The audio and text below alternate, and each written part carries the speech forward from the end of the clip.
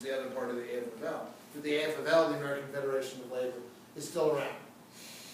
Labor strife, oh my gosh, the great strike of 1877. You read Zinn. Zinn loves this. Zinn loves the outright fight, the giant war that went on between management and labor in 1877. You have 4 years of really bad economic times from 1873, 74, 75, 76, and 77. And literally, you have battles across the country, especially located to the railroad stations, where you have people killing each other in open warfare in the Great Strike of 1877. It is pretty bad and pretty awful. And it shows, I think, the worker saying, we won't accept you, and the management being able to say, you have to, we win. And the strikes are often put down with the state militia, called out by the state governor to put down that strike, because this is violence. Do we like this in America, what's going on? No, railway yards being seized by workers and shutting those down so that freight can't go and commerce can't happen. This is radical stuff, and it was a big strike, won by management. Next strike was what I referenced before, and that's the Haymarket Square riot of 1886. Haymarket Square riot of 1886 was fascinating. May Day, what is the holiday, the celebration day of workers around the world.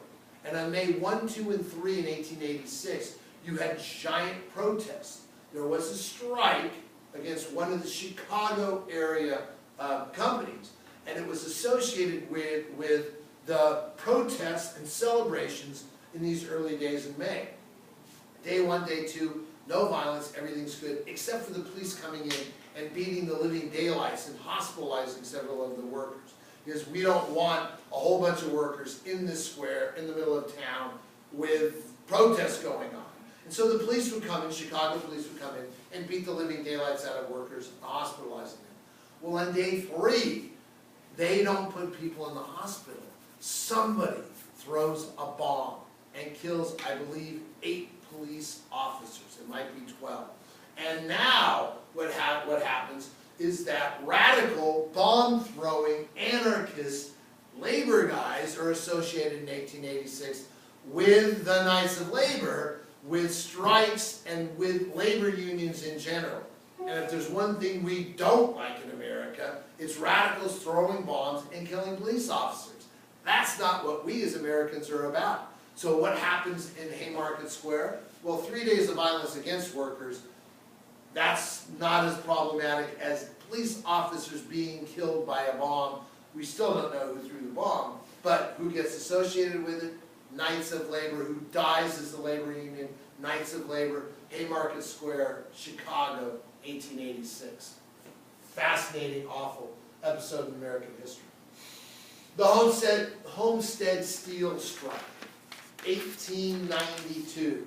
Who owns the Homestead Steel plant on the Mahogany River in Pennsylvania? Andrew Carnegie. Andrew Carnegie goes home to Scotland in his castle in Scotland and tells, I believe it's Ford Frick. I'm pretty sure it's Ford Frick. It might be another Frick, but Ford Frick or his son. Ford Frick, go ahead and bust the union. The union's too big, too powerful. Take him down a notch. And they do. They essentially cut salary by half for all the workers.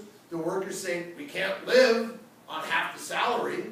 What are we going to do? We strike. Well, that which we didn't quite discuss as a management technique that we will at the start of the period, replacement workers, known as scabs, or strike breakers. And you could hire strike breakers to come in and beat the living daylights out of strikers. Well, what does Ford Frick do when the strike goes on? He hires the Pinkertons. And Pinkertons was a private agency hiring people out. You could send them around the country, and they'd show up there, and the Pinkertons would show up, baseball bats, guns, whatever it is, and beat the living daylights out of the workers who were striking. Well, in the Mahogany River, you got the plant, and the workers are brilliant. Because the steel workers go, we're going to take hold of the plant. And they, illegally of course, seize the plant. and the plant's on the river, and now the strike breakers are coming on the barge down the river, and they are fired at by the workers at the plant.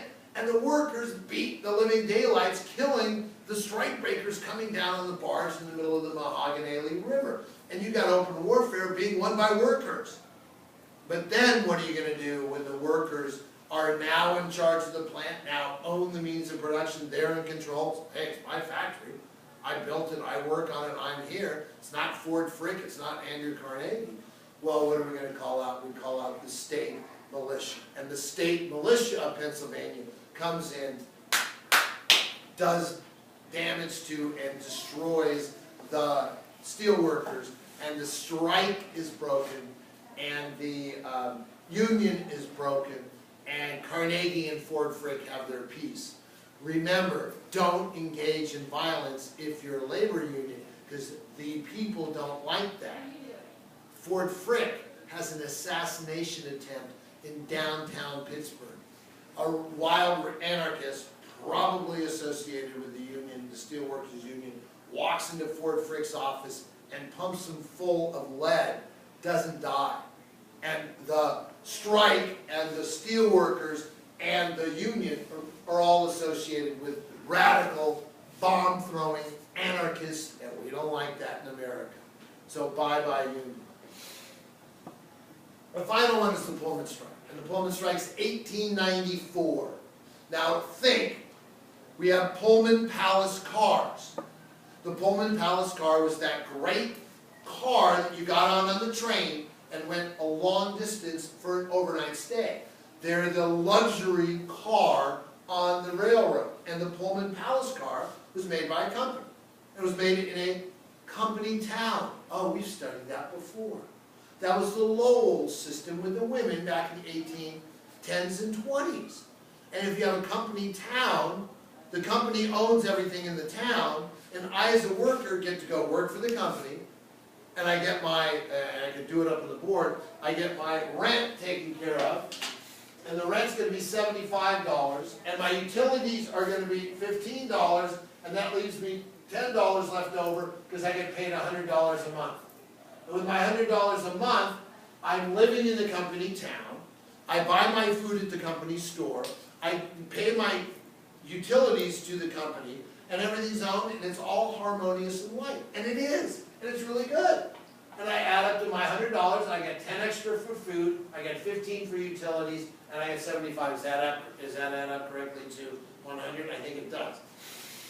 The problem was for the Pullman Palace Car Company was that the Depression of 1890, another cyclical boom and bust cycle in the American economy in the 1800s. 1893 Great Depression, it's bad, and it's really bad. So what does Pullman Palace Car Company say to the workers? You're being paid $80 a month from now on. Actually, probably 75. And that cut in pay, the workers go, we can't afford to live.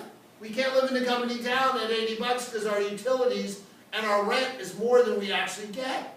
And the Pullman Palace Car Company said, tough. You want to work? Work. If you don't want to work, don't work. But we can't. And the workers at the Pullman Palace Car Companies went to the American Railway Union. And the American Railway Union was made up of workers. And that union was led by Eugene V. Debs. And Eugene V. Debs, brilliant, fascinating guy, said, don't strike. We can't win this strike. And all the workers go, we can help the Pullman guys out, we can have a strike, we can shut down the rail system in America, and they call the strike. And Debs goes, okay. Debs says, we'll do it. And they do, and they strike, and they shut down the rail system in America. And in 1894, you have commerce coming to a dead stop in America. Because in support of the Pullman Palace Car Company workers, the American Railway Union workers shut it down. Now what are you going to do? Well, the governor of Illinois says, which is where a lot of where the railroad was set, said, I'm not going to do it. I'm not going to go in and force the workers back to work so we get commerce moving again. who is President of the United States. Grover Cleveland says you cannot shut down the rail system, the mail system, the military system of troops and transport of all the stuff we need. You are going to stop union. And he issues an injunction. He sends his Attorney General into a federal court. And the federal court, given the law, can issue an injunction. What is an injunction? It is a legal remedy to do or not to do something. It's a restraining order. If you get a restraining order, that's the court saying you cannot, based on the facts I have in front of me, do this, or you have to do this. And the federal government went into federal court and said, workers, you have to go back to work. Because you're violating a federal law. And in violation of this federal law, you have to go back to work. The Pullman strike. And what did the workers do? They went back to work. Who went to jail saying you can't do this, federal government? Debs! Debs in leadership goes to jail. The workers at bayonet point of the federal government are forced back to work and the strike is broken. Everyone understand? It's an injunction. Now, ironically, or interestingly enough, the injunction has to be based on federal law. And you have to be in violation of federal law in order to be forced back to work by the federal court injunction. Ponder, what was the federal law that the Pullman Palace Car Company workers and the American Railway workers was in violation of?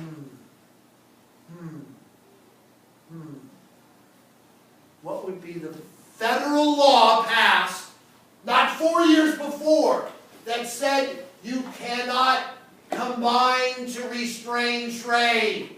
The Sherman Antitrust Act. Yes, the act that was passed to stop corporations from combining to set up monopolies was used to break the strike, because two unions combined, and the combination of the two unions restrained trade, and guess the only time the Sherman Antitrust Act got used was to break a strike. Got it? Fascinating. The history of the American labor movement is a fascinating one. We'll deal with one more union down the line, but that should do it for today.